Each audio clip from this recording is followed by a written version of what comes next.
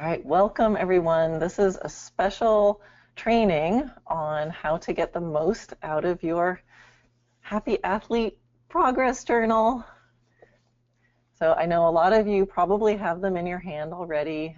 Maybe some of you don't yet, but that's okay. It will arrive soon, and I have some screen captures of the different pages in here, and you will be sent a link to this recording. So you can refer back to it once you get your journal in your hand to refresh your memory. So I'm going to aim for this to go about an hour. I would love to be able to go through what I want to share with you early enough so that if you have any questions about it, you can I can answer your questions. So if questions come up, feel free to type it in the little chat box that we have there, and Dana will be monitoring those, and if I happen to answer your question as we go and you don't need it answered anymore, just let him know. And that way at the end I can make sure I answer outstanding questions that we have. All right, so I guess the first thing I want to say is how smart you are for being here. You know, this is, I think if you got the journal and just bought it on its own, you would definitely be able to figure out how to use it. But this training is really going to take it to the next level and hopefully also help you to actually use it, right? And don't let it just sit there. So one of the most important things, and that I try to really encourage and motivate any of my students to do, is to just keep showing up. That continuing to show up and to be able to utilize all the resources that are available to you is really the key. If you keep showing up, then, and you keep focusing and noticing and knowing what questions to ask yourself, you know, you will make progress. Things will get better. So let's see. I think I'm going to now see if I can attempt to do this and that. So now you should be seeing, I probably got really small, and you can start seeing some slides. Does that look good, Dana? I'm going to assume it all looks okay. Awesome. I love technology when it works. All right, so this, this of course is to help you get the most out of your journal. And it was really, I originally made this from one of my online courses, the Upward Spiral of Success in the Virtual Arena, where I have a section on talking about all these sorts of things that are in the journal. But as I was creating it, I thought just for them, I thought this is too good. I have to share this with everybody. And so many students were asking me about training plans anyway. So I'm not going to do a big bio about who I am. I'm looking at the names popping up here, and I know a lot of you know me already, but I also see some new names. So if you just saw one of the ads or were recently added to my mailing list and you just jumped on this and you want to know more about me, I'm not going to go on about that now, but you can definitely visit my website, dressagenaturally.net, and you can go a little deeper into some of the underlying theories of what I teach. So as I said, many students were asking me about training plans. What should I do with my horse? You know, what should I do every day? How often should I ride him? How long should the sessions be? And it's really difficult to do that as a trainer. The best thing I can do for you is to give you the underlying theories, and that's what my book and all my courses try to do, is give you a lot of the underlying theories and show you the different possible exercises you can do, and also try to give you the whys. You know, what is this exercise for, and why you would do it. And so that's going to be true whether you're studying my stuff or somebody else's stuff. You know, maybe there's a little different version. There's underlying theories, and you want to make sure you take the time to understand those. Because if I could give you my entire training plans for my horses and what I do every day, I could hand them to you, you could follow them to a T, and they might be completely wrong for you and your horse. So what I am always interested in doing is empowering my students to be able to think and make decisions, because I think the real horsemanship The real wisdom of horsemanship comes from making those decisions. It's the when do I stop? I can't tell you when to stop, but I can tell you some clues.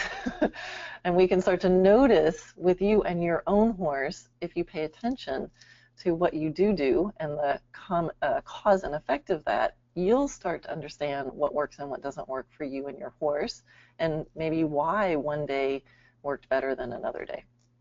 So I always try to feel like I want to empower that, get you thinking in the right way, give you enough of the underlying principles and the questions you need to ask yourself. They're going to get you so close on target.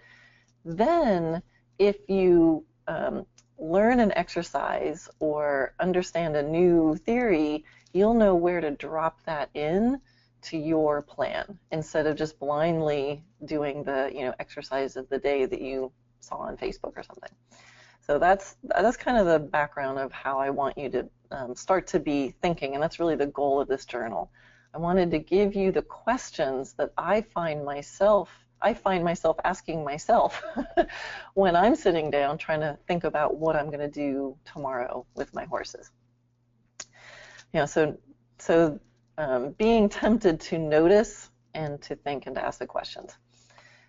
So I love this idea. You need to consistently plan to make changes in your plan. And I know that's a paradox a little bit. And I have this picture of this is me in Solana in an arena. And this is something I learned a while ago. I want a nice, even, smooth, lovely riding surface for my horses, right? In my arena. I want the footing to be good. And something that I learned. Yes? It's not switching to the next slide. Well, that's weird. What slide is it on? It's working now. It just switched to it now. It just took a minute. Oh, yeah. Okay, that's okay. Let me know, because it's been glitchy like this before. So I'll say switch whenever I switch this, next time I switch the slide. Thank you. Okay, so you see the arena now. So I had an arena and a drag, and I had lovely working students that I would have drag the arena every day, and they were very consistent. They went out and drug the arena in the same way every day, and I thought that was pretty cool. That sounded like a good plan, right? But what I noticed was if there was even the slightest flaw in my drag, one little tine sitting down a little bit lower than another tine, and they kept doing it in the same exact way, I would get little ruts forming. And so after a couple months of them being really consistent, I found my footing became very inconsistent. The little ruts were dug in from just doing the same things in the same way. The deep parts got deeper, the shallow parts stayed shallow. So this sort of thing can happen with our riding too. The things that we do well keep going well, and the things that we don't do well keep not going well. And it wasn't until I decided we have to change how we drag the arena. If we're not perfect, we have to change. Sometimes we do it in circles clockwise, sometimes counterclockwise, sometimes doing the long ways, sometimes doing the long ways always turning left, sometimes turning right, sometimes starting at the other end of the arena. So it's just that idea of balancing the consistency that you need in your riding with the variety. So again, this is what this journal hopes to do. The consistency, hopefully the journal can help you with continually showing up and answering these questions. And it tempts you to think about the whole picture and think about the variety and all the choices that you have. So I'm going to switch the slide. Did it switch? Not yet. Oh. How about now? Yes. Okay, so I've learned the system. So now, does it still show up looking okay on your end? Yeah, it looks good. Yes. Okay, well that's just weird. I just can't go to full screen. That's fine with me. Okay. Okay, now let me ask you one more question. Is this like the whole slide up here with all the words on it? Yes. Okay, well, GoToWebinar, I did all this fancy stuff where the different things would slide in at different times, but it looks like I'm not going to be able to do that for some reason. Okay, we can adapt. we can change the plan. This is just a perfect demonstration of needing to change the plan and being okay with that. My computer's acting like a horse today. All right. So when we talk about being consistent and having a plan, what happens if you don't have a plan? So what I've seen when students don't have a plan, or when I don't have a plan, is there's some randomness, right? There's inconsistency. You can also, like I described with the arena, you can start to get stuck in a rut. You just keep doing things the same way, and you just start getting stuck there. You have the same problems every day. And if you don't think about it, you might not notice that that's just the same thing you're doing every day.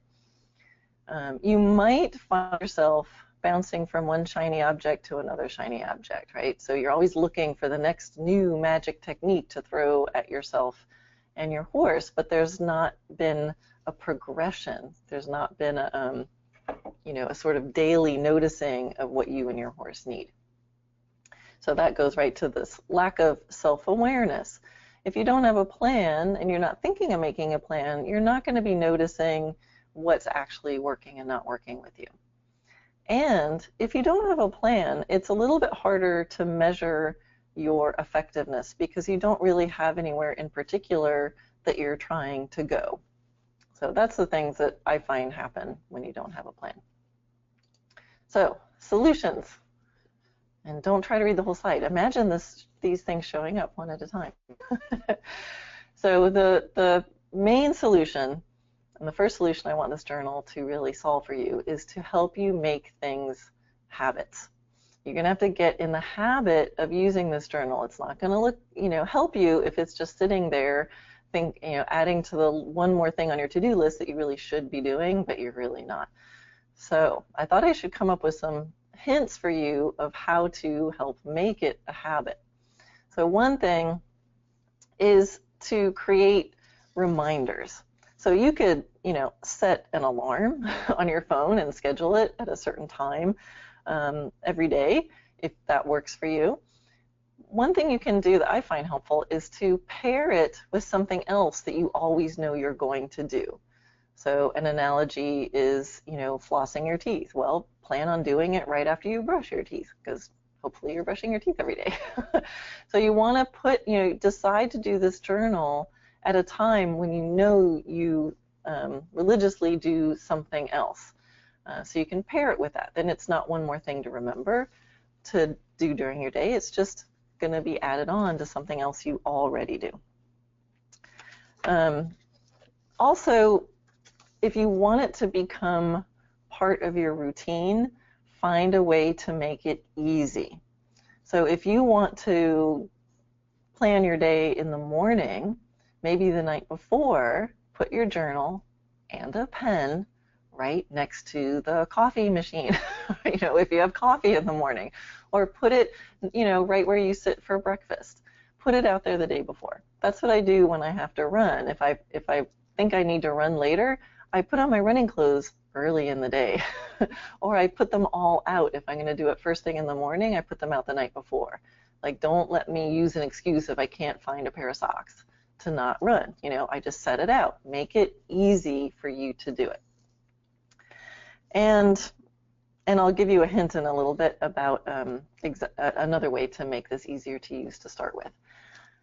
The next thing is to reward yourself. And this might feel really silly for some people, but even if you just open the book, be like, yay, I'm opening my journal. I think around here I say yay a lot. Like, yay, I wrote my journal. Yay, So obviously when we go through and there's, looking at our review of the day, when we go back and look at how things worked, hopefully there's things to celebrate. But I want you to celebrate just the act of thinking, remembering to write in your journal, or getting that done. So little celebrations can go a long way. So, and this resource, this idea of to form a habit, reminders, routine, and reward, the 3 R's. I got this from a source that I'd love to share with you. The link is on the bottom there, jamesclear.com/.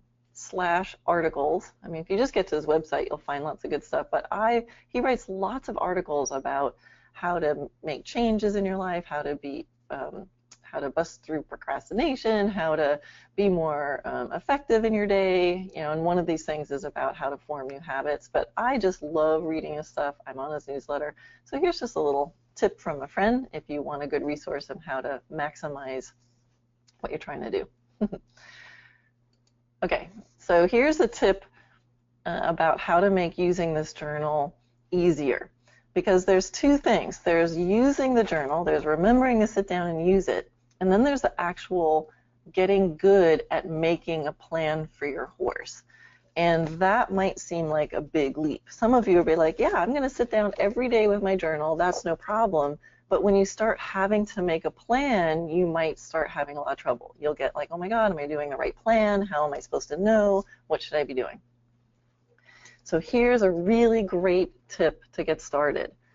Practice sitting down with the journal after your session with your horse. So start with documenting what you already did that day, and take out of it the trying to figure out what to do the next day. And if you form the habit by making it easy, by just narrating, okay, today I went here and I did this, and fill it all in, even if you can only fill in what you did and then the review part, and get in that habit, because that's easy. You just like, dear diary, this is what I did today. But in doing that, the way the questions are organized, which I'll show you, it'll ask you things like, well, what worked? What didn't work? What would you like to do differently next time? So you can take some of that information, and then you can start seeing like, oh, well, that worked really well. I want to remember to do that again, and then you can put it in the journal. So it's a really great way to stick your toes in the water of making plans. Start with documenting. So that way, if you don't feel confident trying to make a plan, you still can get in there and fill out this journal. Now, I wanted to just say a little word about why, I'm holding it up, you can see the graphic. Why did I choose this cartoon for the cover, right? There's lots of things I could have put on the cover. Well, the reason is this is supposed to be fun. So a lot of people will just dive into this journal and they'll already think it's fun, but some of you are going to feel like this is it's a big book. It might feel intimidating. You might be trying to do something perfect. I know you're out there, you perfectionists. So you're doing it perfectly if you open this book every day. If you sit down, remember that you have this journal, and open it and read something in it, you're already there. You're already 80% further along than a lot of people in what they're doing with their, how much they're thinking about their horses. So remember, this is supposed to be fun. It's supposed to be lighthearted. So don't use this journal as a way to beat yourselves up or be hard on yourselves or feel bad about yourselves. That's a rule. You have to promise. I promise not to use this journal to bring out my perfectionism and be hard on myself. And if you find yourself being that way, just look at the cover. Okay. So when you first open up the journal, one of the first things you'll see is this object of dressage. So I have it written there. It's a reminder for those of you doing dressage naturally or dressage at all, even without the natural part, of what the object of dressage is. Now, I put that in there because I do dressage and I do dressage naturally. This journal, you actually can adapt to anything you want to do. So if you're doing, if you have this journal and you're more in the working equitation or Baroque dressage or Western dressage, that's okay. This is still going to work. Even if you do jumping or something like that, it'll still work. You can totally adapt this to you. So don't let this be a limit. But I think this object of dressage is just so beautiful and general. It's going to serve everybody no matter what you do, and it's a nice thing to remind yourself of in the middle of everything. Okay, so the next part in the journal, one of the early pages, is about knowing your options. I'm all about possibilities and knowing your choices. So when you fill out your weekly plan, you're going to be filling out for each day, where are you going to play with your horse? What are you going to do? How are you going to do it? And why are you going to do it? So I give a little chart, and this is not the exhaustive chart of everything that's possible to do with your horse, but it's kind of what I found I did. It was my range. So again, don't let this be a limit. Fill in, you can add things to this list. So all I did here was create a list of kind of in my realm what I do, and then I have another page that gives some of the terminology, like what do I mean when I say touch on it? It's, to me, when I touch on something, I'm just kind of testing the waters on movement, just touch it a little bit. Maybe it's a little more difficult. I give it a try, I give a little hint of things to come, but I don't obsess about it. So that's just my term. Feel free to take these terms on these pages and make your own. I have lines at the bottom. I'm pointing to the screen, you can't tell. I have lines at the bottom where you can add your own. Write somewhere in the margin if there's other things that you do. Like you might do, again, jumping, you might do cow work, you might do obstacle day. Add in whatever you need to add in there. So again, this is a silly slide. Make it your own. And that's actually is me jumping. That's me jumping on somebody else's horse that knows how to jump. And there's me on a camel. So, if you ride camels, you can adapt this to yourself. So some of you are the free spirits. You'll be writing in all different kinds of things that you do. And some of you will be like, well, the thing I do isn't on my list, so this won't work. So don't use that as a limitation.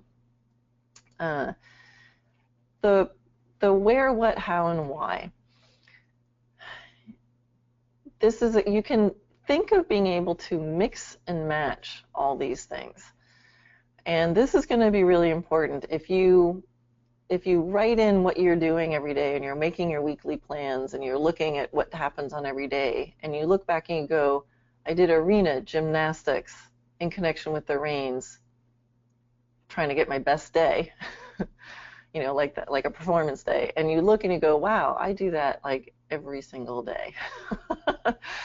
You can realize, well, you can start mixing and matching, and maybe you could go out in the field and still do gymnastics in connection with the reins and try to get a best day.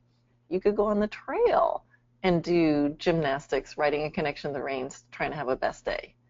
You could go in the round pen and do gymnastics, riding in connection with the reins, and try to have a best day. You could go to somebody else's house on the beach and do gymnastics, riding in connection with the reins, trying to have a best day. So look at how many options, how many variables I just created, and I was still doing gymnastics, riding in connection with the reins, trying to have a best day. And then I could do arena, working on my biomechanics, my sweet spot, in connection with the reins, trying to have a best day. So like just with the limited number of things I listed here, you can mix and match unbelievably. So it'll tempt you to go, I keep working on this thing. Well, maybe I'll just do it in a different environment. Maybe I never thought of doing my gymnastics on a trail. So there's that. And there's also things like silly horse tricks and non-demanding time with your horse and working on your own position. There's spa days. There's other things to think about, because it's to have a happy athlete, we need to think about the whole picture, right? And the how, it's like, are you going to be online? Are you going to be riding freestyle? Are you going to be at Liberty? Things like that. And then why? This is really important. Why are you doing this exercise? Why did you choose to be in the field doing your biomechanics? Why? Well, you might want it to be fun for the horse. You might want it to be more motivating for your horse. So instead of doing it in the arena, you're doing it in the field. To think about why you're doing it, because you might start to see flaws in your plan. You might, be like, oh, I'm trying to motivate my horse, but I'm always in the arena. I'm always in the arena. I'm always in the arena.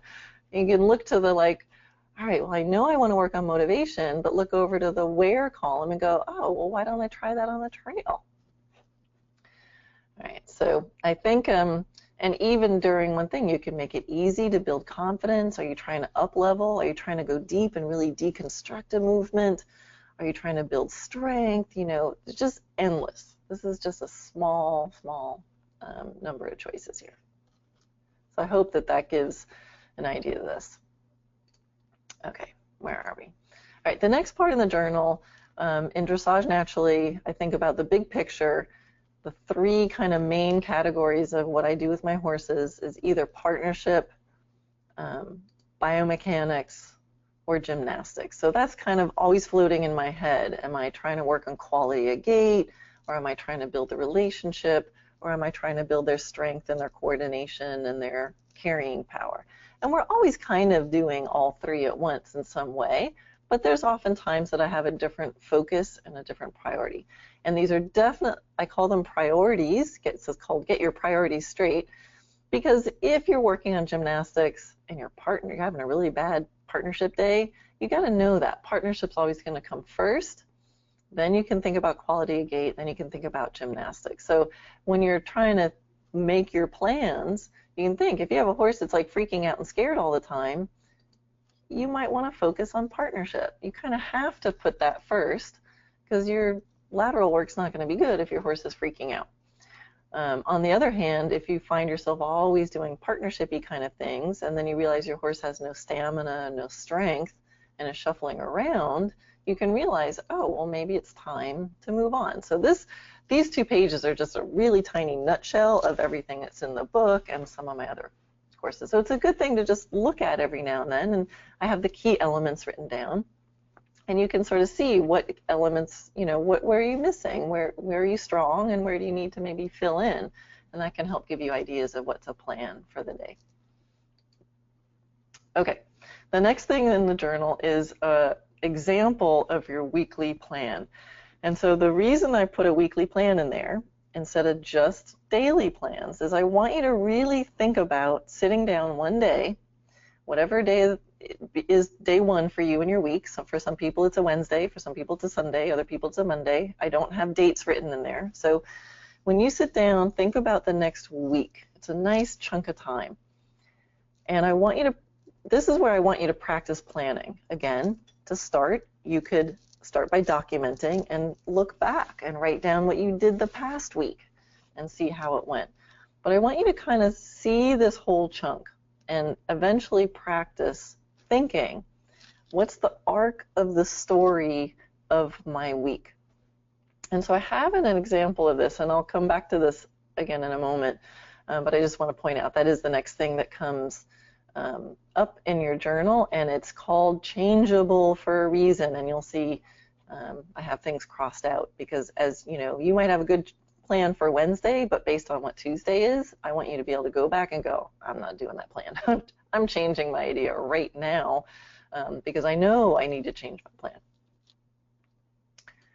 Okay, and again, these graphics were supposed to pop up as they go, but they're not cooperating. So the next part of the journal is, I call it the State of the Union. And this is where you sit down and you really think about, for this horse and you, where are you starting?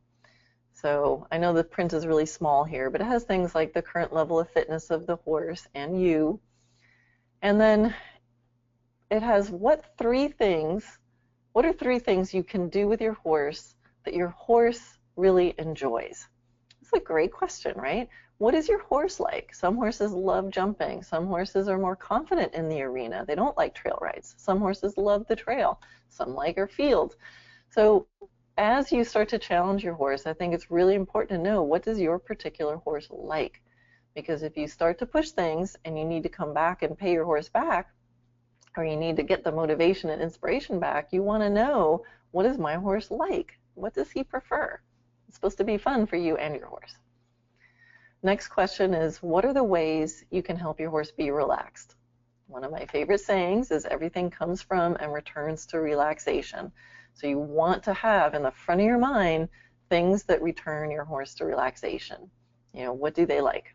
It kind of connects with what your horse likes, but it's a little different nuance on that. And then we go through, you know, what adjectives describe how your horse moves? What adjectives would you like to use to describe how your horse moves? And what are some adjectives that your horse would use to describe your way of moving with him. What's it like to be ridden by you, or to move with you on the ground?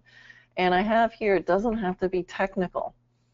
All right, so you don't have to know official dressage terms, just adjectives. Let yourself be free. If you want your horse to feel more squishy or more bouncy or more powerful or more smooth or whatever it is, you know what you want and what's working and not working. So trust yourself. You don't have to come up with he needs to overtrack by 3 inches and bend his sacral lumbar joint. Like, don't worry about it. You can put that there if you want, for sure. I need more articulation in his hocks. Like, that's okay if you know what that means and you're comfortable with that. But if you don't, and you don't even know what biomechanical terms are to describe how horses move, don't worry about it. The one I like to repeat is the student of mine who said, I want my horse to feel like whipped cream. I go, okay. All right. Another thing in the State of the Union is what adjectives, that was on there, the other page. What are 3 positive qualities about your horse? So, and what are 3 positive qualities about your riding and your horsemanship? We want to focus on the positive. It's so easy for us humans to get critical and only focus on what's wrong, what's missing, and what needs to be better. So I want you to focus on what is working, because that's what we can build on. We need to build on our strengths and then fill in our weaknesses. This is one of my favorite sentences. If only fill in the blank was better, everything would be better. So sometimes it's nice to boil it down to one thing. What's the one first thing? If only fill in the blank. If only my horse steered better, everything else would be better. If only I could, I wasn't sitting so crooked, everything would be better.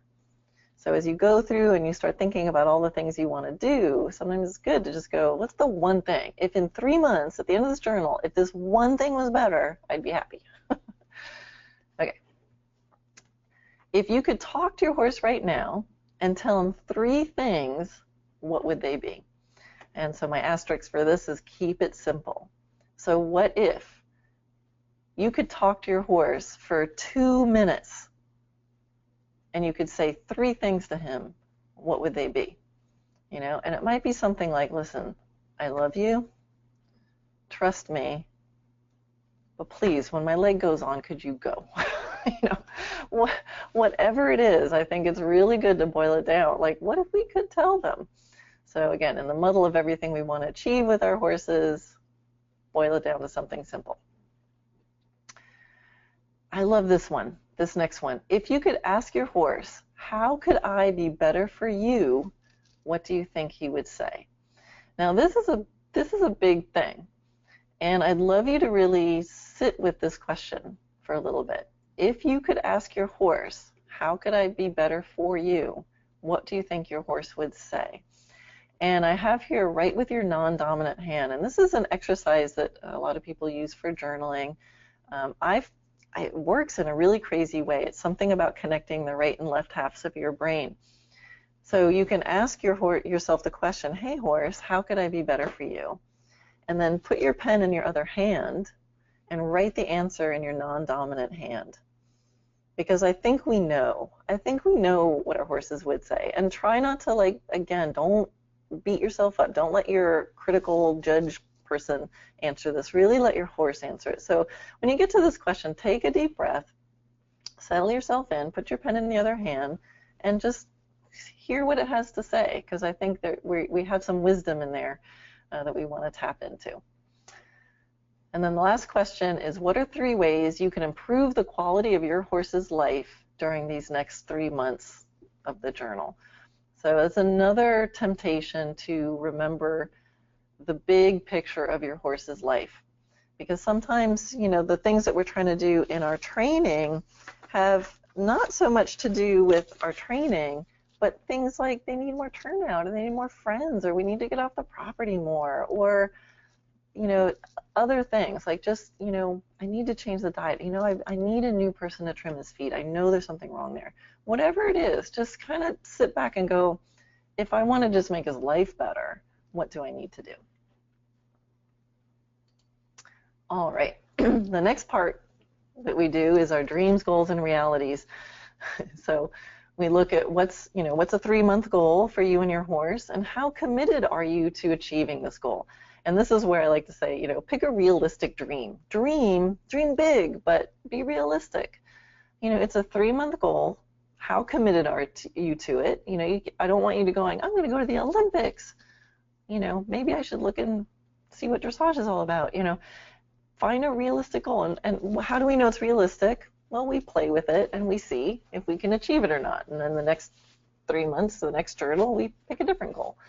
But just be realistic, and it's like, how committed are you? It's okay to not be committed. You go, you know what, right now I only have 2 days a week, so I'm not that committed. So then you might adjust your goal. All right, I have you list 3 resources, tools, or people that you could reach out to right now to help you achieve your goal.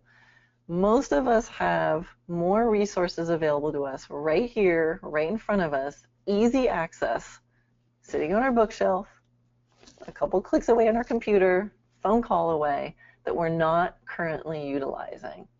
So I think that's a really good thing. Like, if you needed to reach out for help right now, what are 3 things that you have within arm's reach that are there waiting to help you? And how can you use them? And then what are 3 additional ideas for ways to get help to achieve this goal? What are some things that aren't immediately accessible, but you could do? You could sign up for something in the future, or you could, whatever it is, start to do something else that you can, put on the calendar ahead, or make a couple phone calls to set up so that you can have this goal later, or this resource later.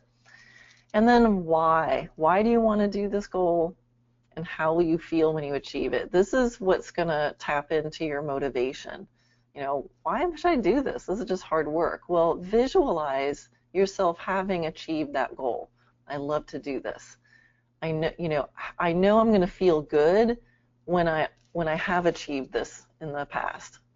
And that's going to help you do it. That's what made me run a marathon last year. I kept saying I wanted to, but when I finally felt it in my body of how good it was going to feel to have said that I did a marathon, I love saying that I did a marathon. Saying that I did a marathon was a lot more fun than actually doing the marathon. But I'm very proud of myself. It feels great to say that I did it. I have the 26.2 sticker on my car.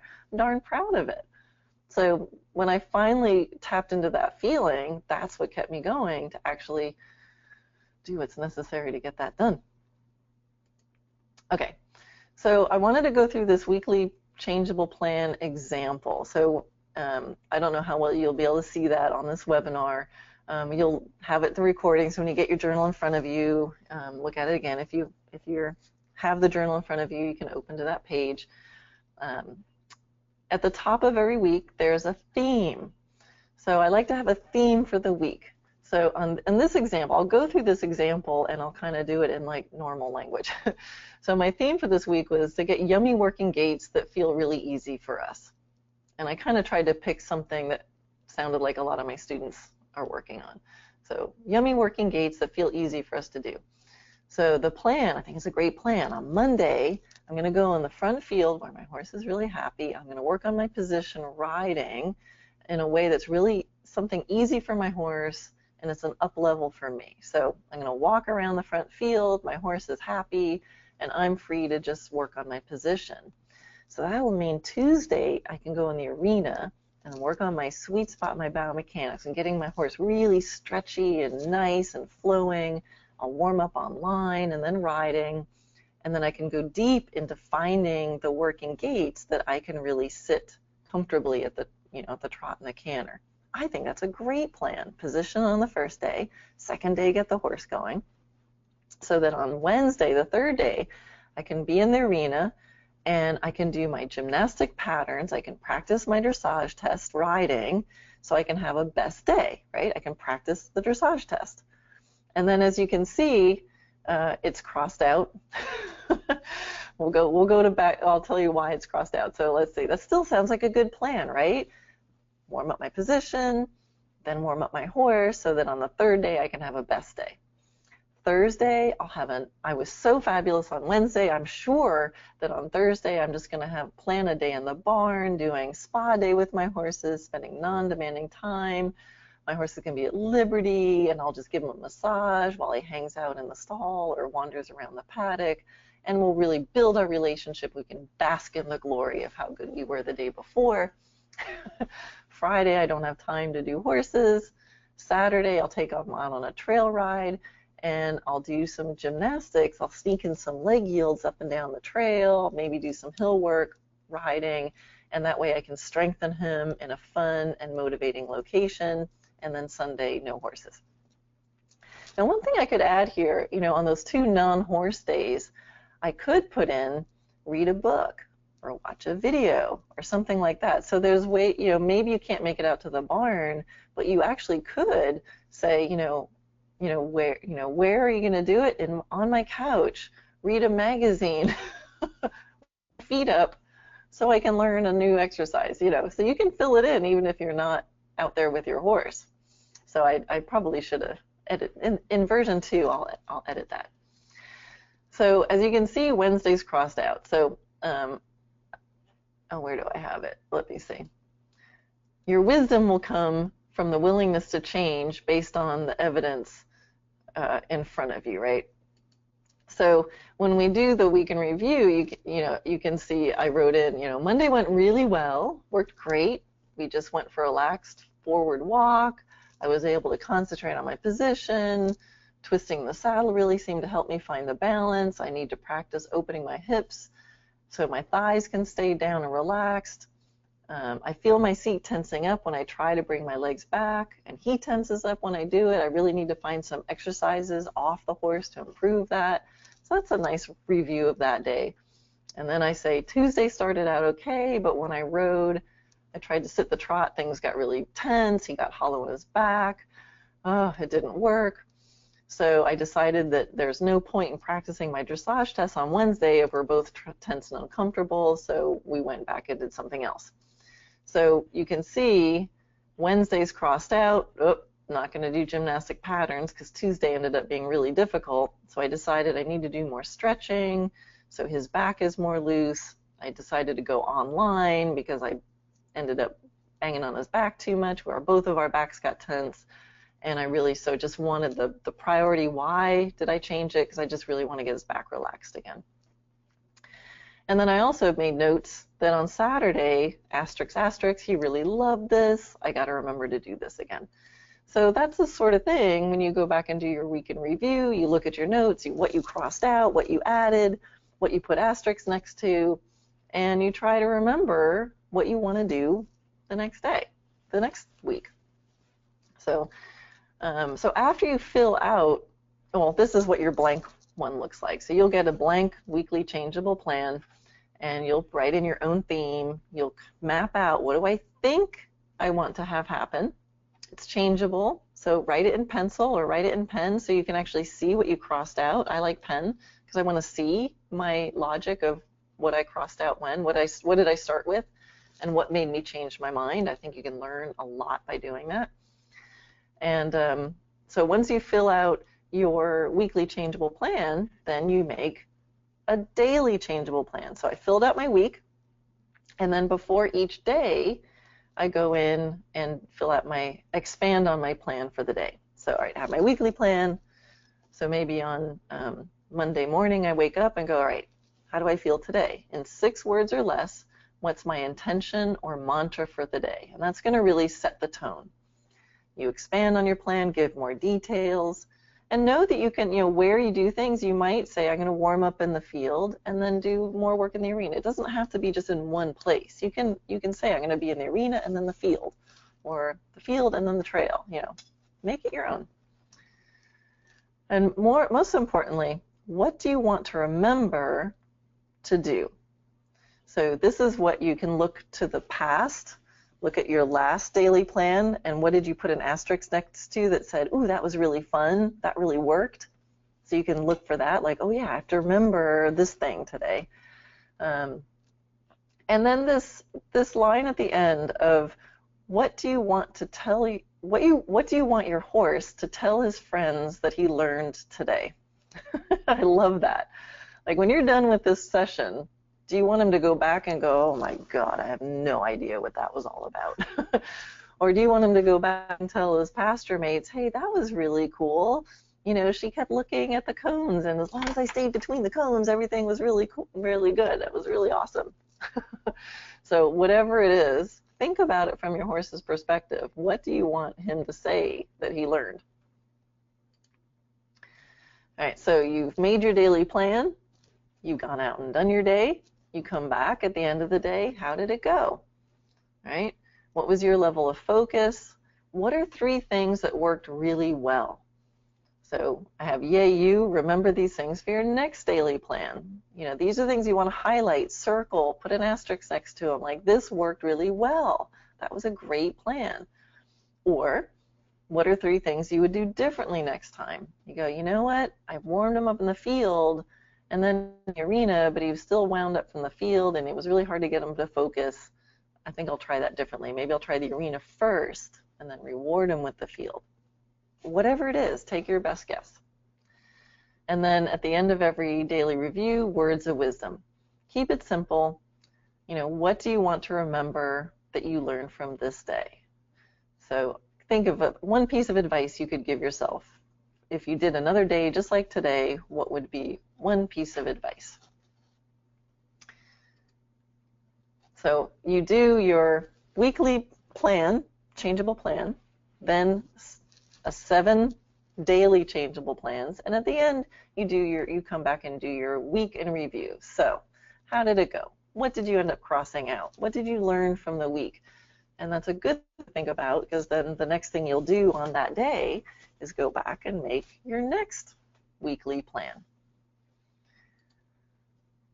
So you're going to do that for this journal has 3 months, there's 12 weeks in it. And again, it doesn't have dates. So if you skip a week, don't sweat it. Just fill it in the next blank week, you know, and you'll work it out. You'll get out of sync. It's okay. Do your best. Make it work for you. But when you get to the end of the journal, we're going to look back to go forward. So what are 3 ways that you and your horse improved since starting this journal? Acknowledge your progress. Train your brain to acknowledge progress. I know you're going to be aware of all the things that didn't work. So train your brain to go, well, what did? You know, sometimes we can feel things like, oh, my horse always bulges through the right shoulder. And it's so easy to get hyper-focused on that. But guess what? Your horse might have been born with a shoulder that bulges to the right, and it shows up first thing when you're playing online. And when you're going down the center line at Grand Prix, you're still going to have to pay attention to that bulging shoulder. But you could have gone from 0 to Grand Prix. And if you only focus on the problem, you're like, oh, I'm a failure. He still bulges through the right shoulder. You're not going to notice that you've made all this progress. So focus, train your brain to acknowledge progress. And then what are 3 pieces of advice you can give yourself moving forward? So after this time of this journal, what's your advice? Look at the whole thing as a complete picture. What's your advice going forward? You are the best expert on you. And then the next part, what do you think your horse would say about the time during this journal? That's another good chance to write with your non-dominant hand. You know, just kind of drop in, take a breath, and ask that question, you know, whatever your horse's name is, you know, hey, Ovation, how were these last 3 months for you? And just write the answer. I think you'll be so amazed at the power of doing that. What are you most proud of? What new adjectives can you use to describe your horse's way of moving? And what new adjectives do you think your horse would use to describe you? Again, write that with the non-dominant hand. And then celebrate. Right? I think if you can manage to remember to play with this journal for, you know, any number of days during these 3 weeks, you are ahead of the game and you're going to be progressing, I promise you. If you need more ideas, because for some of these, you know, what do I do, where do I do it, when do I do it, what sort of things I'm going to do. I know many of you on this call, I see your names, you're in the video classroom. That's the easiest resource that I can give you, easiest and least expensive resource I can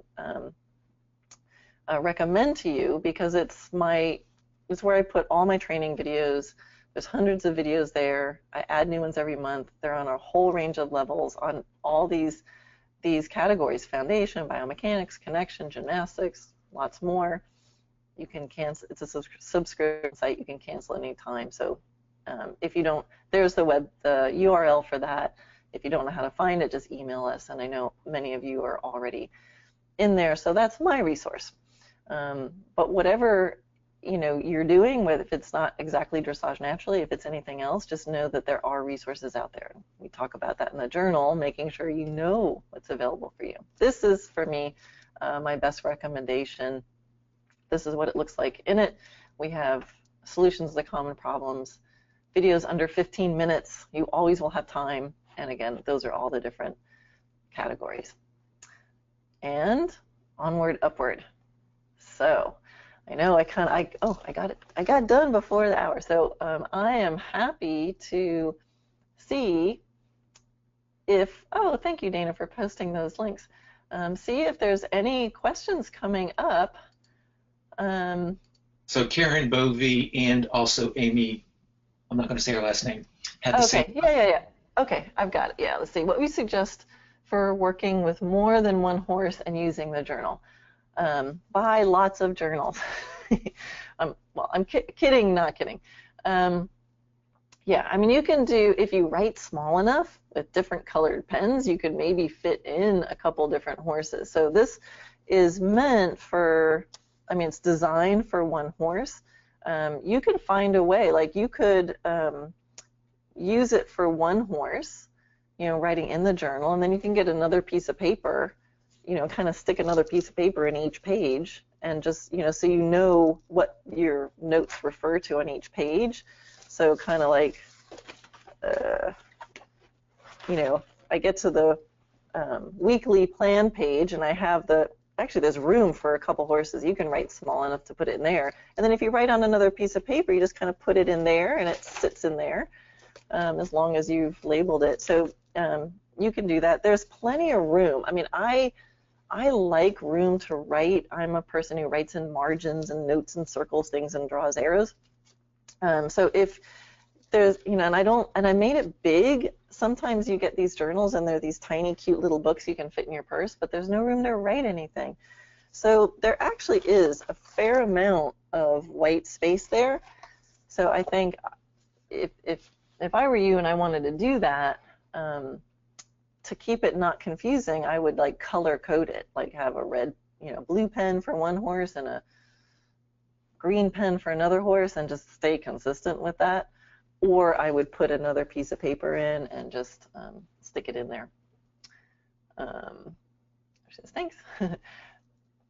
Oh, that was the same as Amy's question. So, boom, 2 for 1. Why is this in written format instead of a phone app? Because it's in written form instead of a phone app, because I prefer pen and paper. So I always make things that I like. And I like paper. Now, whether we will make it into an app, that is always a possibility of doing a version like that. There's lots of people who really don't like that and really don't like the technical part. They don't want to be dependent on that, and they're not comfortable with it. So for me, I like to, there's something physical about putting pen on paper for me that grounds me, and I feel like it's there. There's something about, I can feel it in my hand, I can see it, and I can flip through it. So that's just my personal preference, and that's why I always make stuff for me. For me, my students, but then in a version that I like. But like I said, it's absolutely possible it could turn into a digital format. And then so somebody else just said, I'm so glad it's paper. Yeah, it's just personal preference. Whenever you put anything out, some people are going to prefer it one way or the other. So that's why I start with what I like. Yeah, there's something about being able to leave it on my counter, where I go have breakfast. It's right there, and there's a pen sitting there. Something very visual about that for me works, and you can bring, a lot of people don't have cell service out if they're remote out in there where they have their horse especially. So I know everybody can write on a piece of paper. All right. Okay, Jan had a question. Suggestions if you're stuck on the theme for the week. Yeah, the theme, again, a theme for my way of answering a question like that is always going to be, let's make it easy. So this is something I would tempt you to, so you can sometimes make it a very logical, analytical kind of answer, but sometimes when I think of a theme, it's much more of a, yes, that's why sometimes I use the word mantra. It's more of a energetic thing. So like a theme for the week could be staying calm and looking for the space. If someone who's really driven and goal oriented, or it might be like stay focused. So those are connected to sometimes how I have the daily mantra. For the week, I think maybe I just answered that more about how I set the daily tone. Often before I go out for my horses each day, I kind of check in with my own mood, and that's where I'll have the I often do just one word, and I might do one word for each horse, or I do one word that just is for me. For the arc of the week, you kind of have to think about, if you know where you are and you know your big goal, you might have a theme of this week I'm going to focus on strength building, or this week I'm going to focus on coordination. And I can connect that with, I have a trainer right now I have had for a couple of years, and there's different themes. We do it by the month. He's like, this month it's stamina month. This week it's coordination. This month it's balance. And all the exercises kind of have a theme of, if it's stamina month, I last longer, but they're easier, and they get my heart rate up. If it's a balancing theme for the month, all the exercises, even if they have weights, are like I'm on a balance board or I'm on a BOSU ball, or they all have some sort of balancy component. So if I think about my horse and where he's going, I might think, things are going really well, but it seems like my horse doesn't have enough stamina to comfortably last through the exercises I want to do for where I'm going. So I might take this week to really think about building the stamina. So I know I'm going to need to be out in the field, somewhere inspiring, put in some more time there, maybe some hill work, longer sets, something like that. So I think it's a little bit of, thinking of the pieces of your goal. Where are you? Where do you want to get to? What are the elements of that? It might be, for example, if I know I'm going away on a trip, I always try to have a best day right before I leave, so they really can soak on it. So if I feel okay, by Friday I want to really have a best day, I might think more of a performance day, let's just do what we know, everything we know how to do, and do it to our best, as if we're doing a performance. I might think about the different elements that I need. So it's kind of like preparing for my best day, preparing so my best day is easy. So then I'll be thinking about, well, what are all the different pieces that I need? Your theme might be, learning new lateral positions. So you think by the end of the week, I want to feel like I made a chunk of progress in really understanding my lateral work. So you might have, that might, change the arc of the week, going, okay, in the beginning of the week, I'm going to make sure he's really moving freely forward, because I know lateral work can make horses sticky. So you go, okay, I'm going to make sure we start going freely forward, and then I'm going to, practice the positions at the halt and make sure I really understand when I'm in the right position. And then I might do another day of just checking his responsiveness to basic yields. So it's like these little mini goals for the week, something like that. So Jan, you can let me know if that Oh, she says, could I use your statements on the week in review for, yeah, you know what? Let's see if we can unmute Jan, because that would be fun to talk about a little bit. We'll see if her microphone works. I'm not sure, but we can give it a try. So Jan B. Hi, Karen. It's Jen. Hi, awesome. You did that very well, and you gave me a very good explanation and super ideas for the theme. And when I looked back through the book, and I thought I could kind of see the week in review, like on week 2, you said power and energy, and I think, yeah, okay, I could see how that would work in. But then how you expanded on taking an element out of the bigger goal and what's one of the smaller goals that will help make the bigger goal, and take an element out of that. So I think you've given me a really good description as to how I can do that. Okay, awesome, awesome. Yay, well, thank you. I know a lot of other people had similar. Okay, I see something from Libby. Suggestion for future models. Oh, add a spot on the daily plan for weather. Yeah, a big component of what we do and where we do it. Yeah, well, that's why things can get changeable for sure. So that could be, like if you made your week, you know, it might look at this like beautiful plan, and then there's a big stuff crossed out, and it goes, instead of, you know, doing all this stuff in the arena, you cross it out and go, I'm going to work on my lateral positions at the halt in my barn aisle. You know, I always have, like, you know, exercises up my sleeve that could still be gymnastic and still feel like I'm developing their riding, but I can do them standing still. So like in the video classroom in a recent month, I have a whole bunch of exercises that you can do in the space of a stall. You know, so you could do that, or you could switch and say, okay, I was going to do spa day on Thursday, but maybe I'll do spa day today, and then, you know, switch it around. So I think it's, I think the main point is to say, you know, things change, and they need to change, and it's actually a good idea to change them, and just to be looking at it and saying, all right, I can change this. And, you know, I think change in general, that's another video we have in the classroom, change in general is difficult, and by nature, most people resist it. Oh, I can't do anything, it's rained the last 3 days.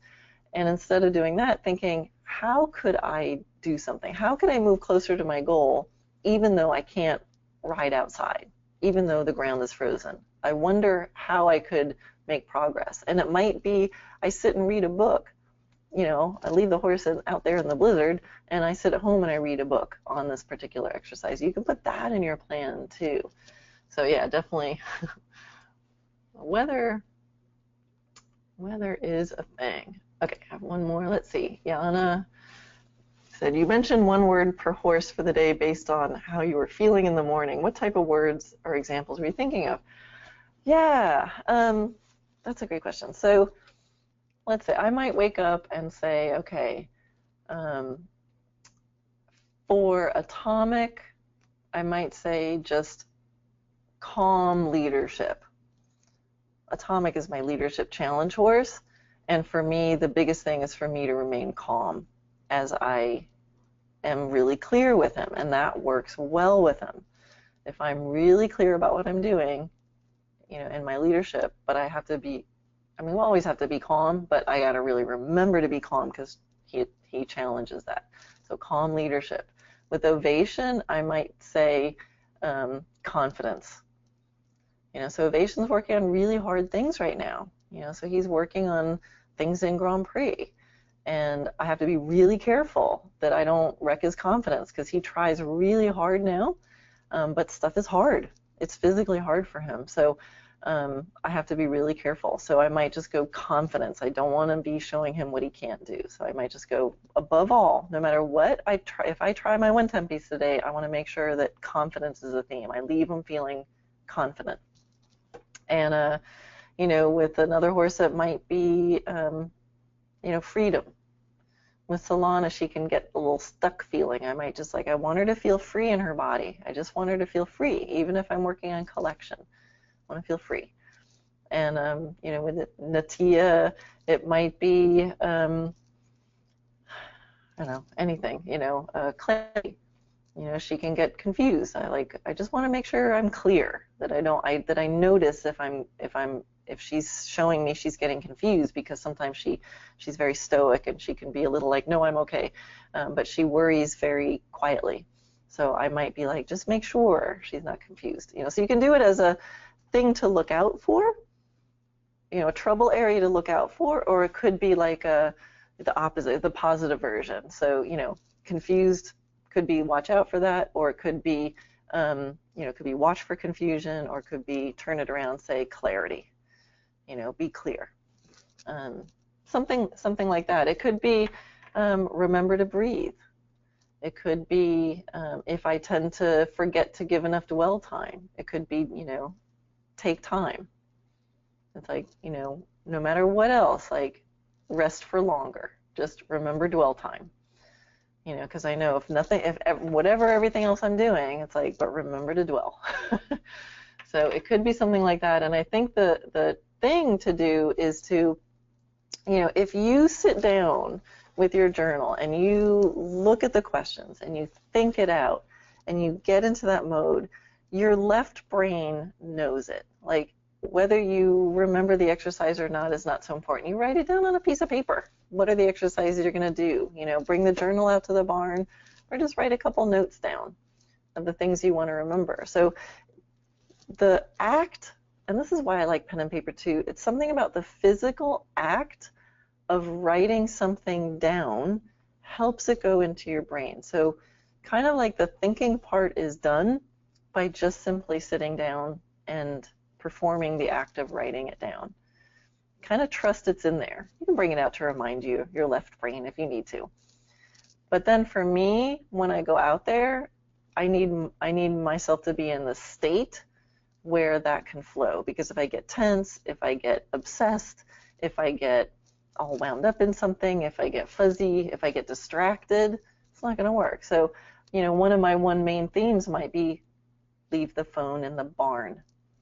Sometimes I ride with my phone in my pocket if something's coming up and I need to check on it, but most of the time, like, leave it in the tack room. I check it between horses. So whatever it is that's going to enable you to actually do what's in the book.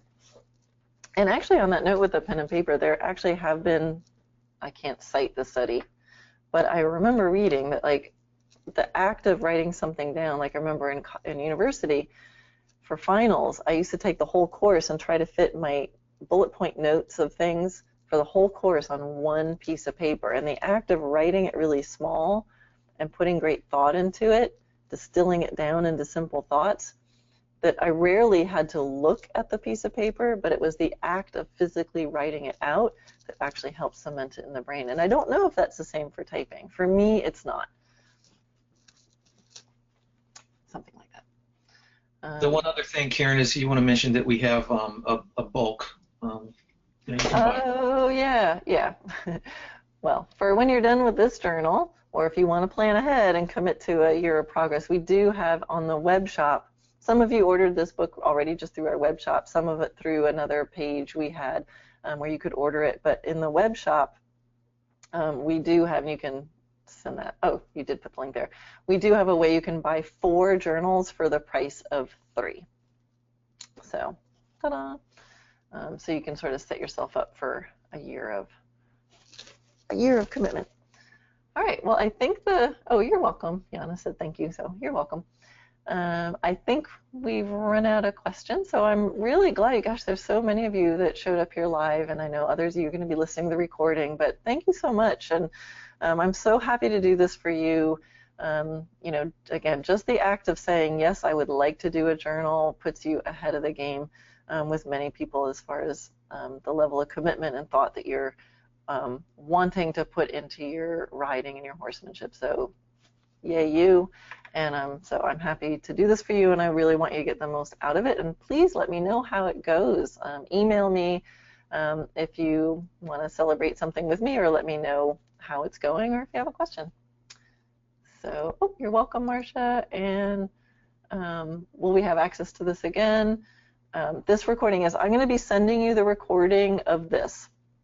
and you'll be able to have it. It'll just, I don't know if it'll be downloadable, but you'll have the page and you can bookmark it and keep it and refer back to it. So again, for some of you who don't yet have the journal in your hand, save the recording, and you can watch it again. You'll have it, for as long as it'll be up, it'll just be up there for you. And yes, you can refer back to it if you get stuck. So absolutely. And if you lose it, just let me know. Oh, you're welcome, Nikki. You're welcome, Janice.